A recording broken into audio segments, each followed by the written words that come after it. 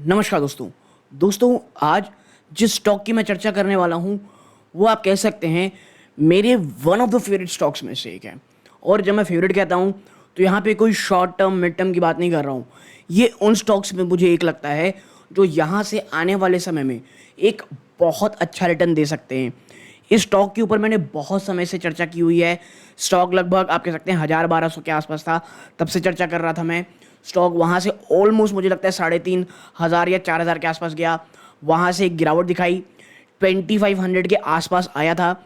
मैंने वापस से, जो हमेशा हम कुछ स्टॉक से चर्चा करते रहते हैं, मैंने फिर कहा था अगर यहाँ से 10-15% गिरावट होती है तो वो एक बहुत अच्छा मौका होगा आपके एक्यूमुलेशन के लिए, आपकी फ्रेश एंट्री के लिए। और उनके लिए तो बहुत ही अच्छा होगा जो इस एक पूरे जिस सेक्टर से आता है, बिलोंग करता है, वो उनके पास नहीं है। ठीक है, स्टॉक जब मैं वीडियो रिकॉर्ड कर रहा हूँ दोस्तों, ये 18 तारीख की, ये 18 जून के रात के लगभग 1-2 बजे हैं, उस समय मैं वीडियो रिकॉर्ड कर रहा हूँ। और मैं बता दूँ आपको, ये स्टॉक आने वाले समय से, अगर आप मानते हैं कि भारतीय बाज़ार यहाँ से बहुत अच्छा जाने वाला है, भारतीय बाज़ार बहुत अच्छा करेगा, जो निवेशक है, जो रिटेल निवेशक है, उनकी जो फाइनेंशियल लिटरेसी है वो लगातार बढ़ती चली जाएगी, तो ये उन चुनिंदा स्टॉक्स में से एक है जो बहुत अच्छा करेंगे। हाँ, मैं ये कहूँगा हमेशा इस प्रकार की रैली होगी ज़रूरी नहीं है, लेकिन हाँ, ये उन स्टॉक्स में से है जो बाय ऑन डिप्स में आपको नज़र रखनी है दोस्तों। तो पूरी तरह से चर्चा करेंगे। वीडियो को प्लीज़ अंत तक देखिएगा विदाउट स्किपिंग एनी पार्ट। टुकड़ों में देखें या तो वीडियो आप कह सकते हैं थोड़ा स्पीड में देख लीजिएगा। लेकिन आगे बढ़ने से पहले दोस्तों, आपकी स्क्रीन में दिख रहा होगा कि अभी भी 80% से ज़्यादा के ऐसे व्यूअर हैं जो हमारे वीडियो देखते तो हैं बट सब्सक्राइब नहीं करते हैं। तो यदि आप चैनल में पहली बार आए हैं, प्लीज़ सब्सक्राइब का बटन ज़रूर दबाइएगा दोस्तों। वीडियो अच्छी लगती हो लाइक करके औरों के साथ शेयर ज़रूर कीजिएगा। आप ऐसा करते हैं, चैनल की ग्रोथ होती है दोस्तों, बहुत बहुत मोटिवेशन मिलता है। तो अब सीधा लेके चलता हूँ आप इसके एनालिसिस की तरफ। सबसे पहले एक क्विक मैट्रिक्स चर्चा कर लेते हैं Q4 के, जो आप कह सकते हैं मैट्रिक्स उसके ऊपर। आप देखिए यहाँ पे टोटल क्लाइंट बेस में 14.5% ज़्यादा का जंप आया है दोस्तों quarter on quarter. Active client matrix में भी 14.5% जंप है quarter on quarter. NSC active client base की यहाँ बात कही जा रही है। ट्रांजैक्शन मैट्रिक्स यानी कितने ट्रांजैक्शन हुए हैं, नंबर ऑफ ऑर्डर्स में 34.5% जंप है quarter on quarter. 34.5% jump quarter on quarter की बात हो रही है यहाँ पे। ठीक है, फाइनेंशियल मैट्रिक्स की यहाँ बात करेंगे तो आपका जो टोटल नेट रेवेन्यू आया है ना, उसमें 28% से भी ज़्यादा का जंप है क्वार्टर ऑन क्वार्टर। अब क्रॉस क्लाइंट एक्विजिशन देखोगे 17.5% का जंप है। आपका रैंक अगर देखोगे इंक्रीमेंटल एनएससी एक्टिव क्लाइंट में, तो सेकंड पोजीशन आपकी आज भी मेंटेन है, यानी आप एक काफ़ी अच्छी ग्रोथ ट्रैजेक्टरी में आगे बढ़ रहे हो। आपका जो एवरेज डेली टर्नओवर रहा है कंपनी का, वो उसमें 23.3% का जंप है क्वार्टर ऑन क्वार्टर। देखिए, इन नंबर्स में ना मैं उतना ज़्यादा फोकस नहीं करता हूँ, मुझे जानना है ग्रोथ कैसी हो रही है, तो इसीलिए क्वार्टर ऑन क्वार्टर कंपैरिजन या जो भी कंपैरिजन यहाँ दिया है उसकी चर्चा करते हैं। आपके जो अर्निंग बिफोर आप कह सकते हैं डेप्रिसिएशन, अमोर्टाइजेशन और टैक्स है, 30% से ज़्यादा का जंप है दोस्तों। जी हाँ, आपका जो डीमेट, इंडिया के डीमेट अकाउंट्स में आपका शेयर कितना है, उसमें 72 बेसिस पॉइंट का जंप है क्वार्टर ऑन क्वार्टर। ठीक है, अब अगर हम आगे चर्चा करें तो एनएससी की एफटी क्लाइंट बेस में आपका 24 बेसिस पॉइंट का जंप है। आपका जो रिटेल ओवरऑल इक्विटी टर्नओवर है उसमें 83% जंप है।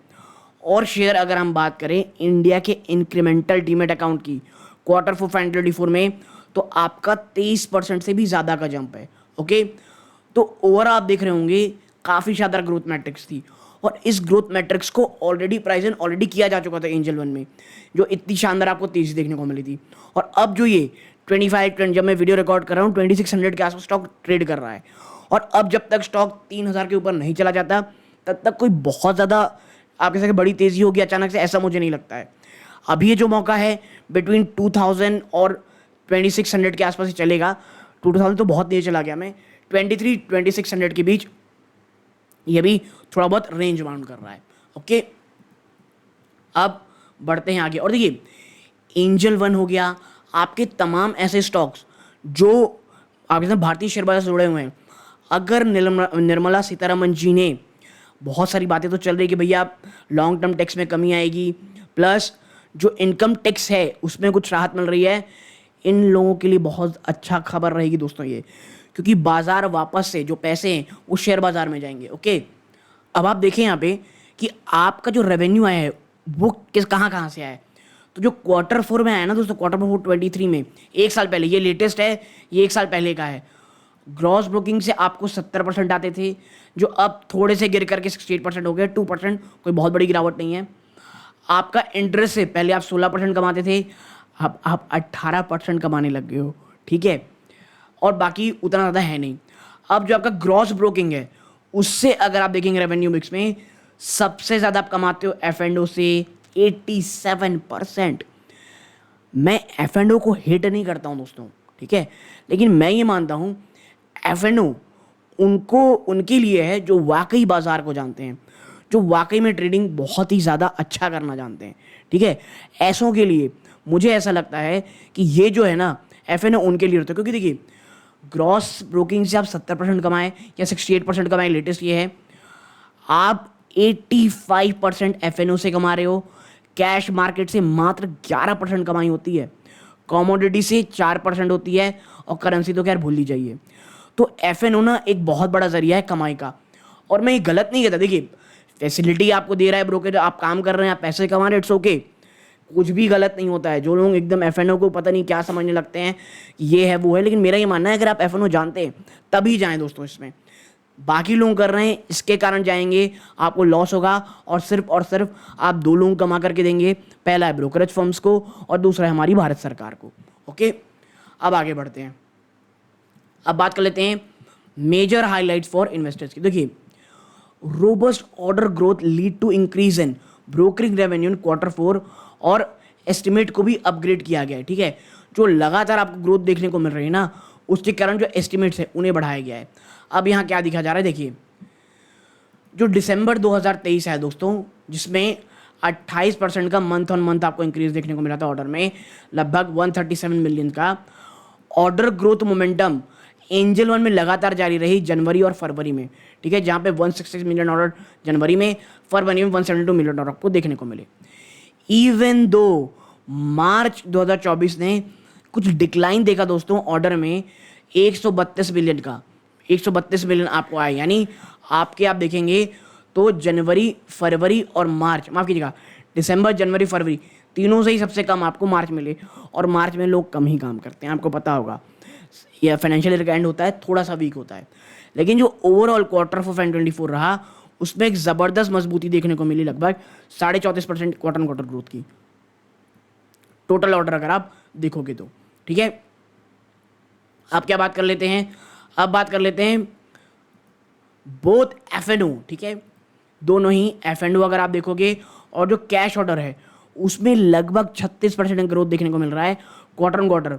आपका जो एवरेज डेली ऑर्डर है उसमें आपको जंप देखने को मिलेगा 5.8 मिलियन, आप कह सकते हैं ऑर्डर्स का इन क्वार्टर 3 2024, जो अब बढ़ करके, ये क्वार्टर 3 था, जो अब बढ़ करके 7.6 मिलियन ऑर्डर्स हो गए हैं, ठीक है।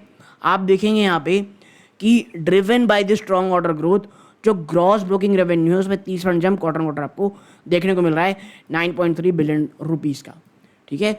तो देखिए ये जो चीज़ें ना चर्चा करने के लिए ज़रूरी है कि आपको समझ में आए कि एंजल वन इतना अच्छा मुझे क्यों लगता है।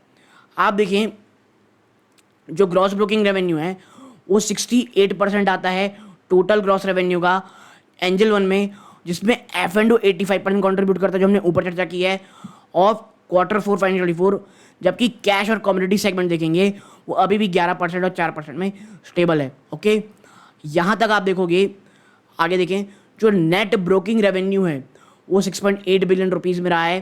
देखिए हमने ऑलरेडी चर्चा कर ली, यहाँ पे उसकी उतनी चर्चा करने की अब ज़रूरत नहीं है। अब आते हैं नेक्स्ट इंपॉर्टेंट चीज़ में जो ज़्यादा चर्चा करनी है, वो क्या है, जो ग्रोथ है ना एमटीएफ बुक में। अब एमटीएफ क्या है, मार्जिन ट्रेडिंग फैसिलिटी।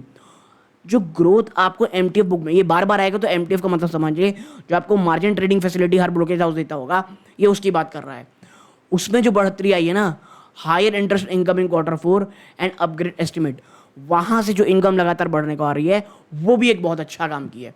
आप देखिए जो आपका एवरेज एमटीएफ बुक रहा करता था ना एंजल वन का, उसमें 9% से ज़्यादा का जंप आया है क्वार्टर ऑन क्वार्टर बेसिस पे 20.3 बिलियन रुपीज़ का। और जनवरी और फरवरी आप देखेंगे तो उसने क्या रिपोर्ट किया है, MTF book of 22.4 billion rupees और 20.4 बिलियन रुपीज़ रेस्पेक्टिवली। लेकिन बट इन मार्च 2024 देखेंगे तो एंजल वन ने कैप डिप्लॉय कर दिया था its MTF book due to increase in Angel cap its deployment of MTF book due to, क्यों भैया ऐसा क्यों उन्होंने किया था मार्च में, 1 सेकंड में थोड़े से मिटा लें, due to increase in margin requirement lending to MTF books dropping to 18 billion. ठीक है, जो एमटीएफ बुक के लिए जो आप कहते हैं रिक्वायरमेंट चाहिए थी उसके कारण एंजल वन ने एक कैप ले आए थे, और जो टोटल इंटरेस्ट इनकम है उस पर 16.5% ज़्यादा की जंप देखने को मिली quarter on quarter to 2.4 billion rupees का Q4 फाइनेंशियल 24 में, जो Q4 में बढ़ करके 2.1 बिलियन रुपीज़ आ गई थी। लेकिन जो with fund infusion taking care of the regulatory capital MTF growth में भी स्ट्रॉन्ग इन फाइनेंशियल 25-23। देखिए, जो एक रेगुलेटरी नॉर्म्स को बढ़ाया गया था जिस कारण आपको ज़्यादा रेगुलेटरी कैपिटल की रिक्वायरमेंट लाने को मिली, जिस कारण आपको कैपिटल भी इन्फ्यूज़ करना पड़ा। कहा यह जा रहा है कि जो आने वाला साल है वो ज़्यादा अच्छा होगा इन तमाम चीज़ एमटीएफ ग्रोथ के लिए। आप देखें, कहा यह जा रहा है कि भाई जो एंजल्स की जो एवरेज एमटीएफ बुक है कब फाइनेंशियल 25 में वो 30 बिलियन रुपीज़, 26 के अर्निंग एंड में 40 बिलियन रुपीज़ होने वाली है। ठीक है, तो ये इस प्रकार की क्लाइंट है।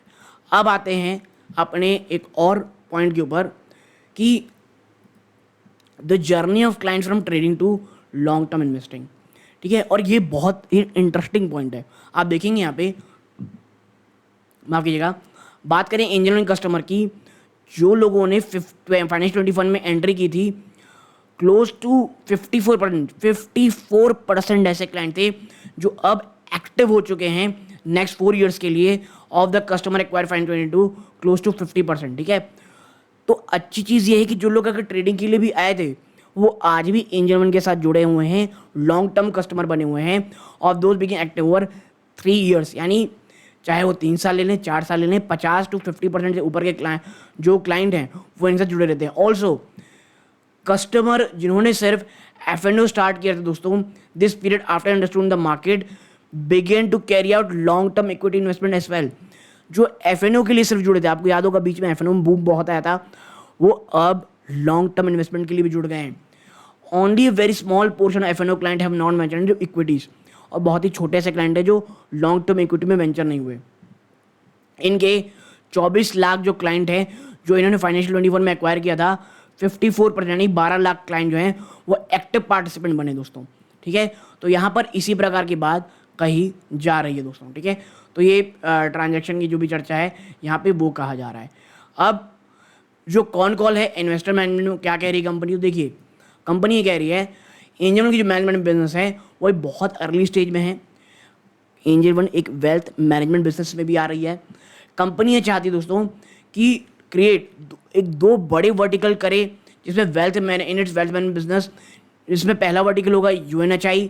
ठीक है, क्लाइंट जो $5 मिलियन से $12 मिलियन ऊपर के आप ऐसे क्लाइंट रखेंगे, नेटवर्क रखेंगे, और मैनेजमेंट ये मानती है कि इसमें बहुत ज़्यादा अपॉर्चुनिटी सेगमेंट में term of cost overhead that can bought down using technology, और अगर आप टेक्नोलॉजी का इन्वॉल्व बहुत ज़्यादा बढ़ जाओगे जो कॉस्ट है वो बहुत नीचे आ जाएगी।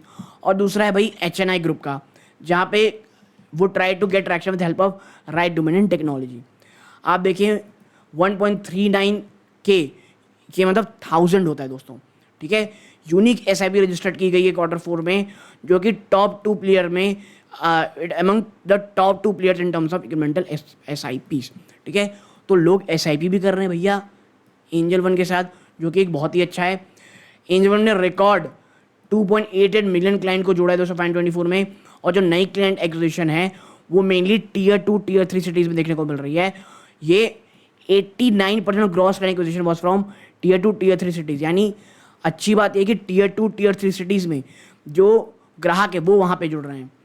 आप देखें जो IPL स्पॉन्सरशिप 5 साल के लिए थी वो एंजल वन को और डीपर पेनिट्रेट करने में हेल्प करेगी। कहाँ? Tier 4 Tier 3 सिटीज़ में। आपको लग रहा होगा एंजल वन क्यों जा रही है वहाँ पे, भैया IPL से आप जो मेन जो है रूरल एरियाज, चाहे वो Tier 2 Tier 3 सिटीज़ है, वहाँ के क्लाइंट को आप पकड़ोगे, आपका उतना बड़ा ब्रांड बनेगा। ऐसे ही कोई खर्चा नहीं करता दोस्तों पैसे। ठीक है, और ये कमाल चीज़ें थी। अब बात करते हैं लास्ट वर्ड की, तो देखिए एंजल वन ने लगभग 15 बिलियन रुपीज़ का फंड रेस किया था, और अब एक बहुत अच्छी मजबूत पोजीशन में जहाँ पे वो बिजनेस को ग्रो कर पाएगी, अपने तमाम पैरामीटर्स में क्लाइंट एक्विजिशन कर पाएगी, अपनी जो MTF बुक है मार्जिन फैसिलिटी की उसे बढ़ा पाएगी।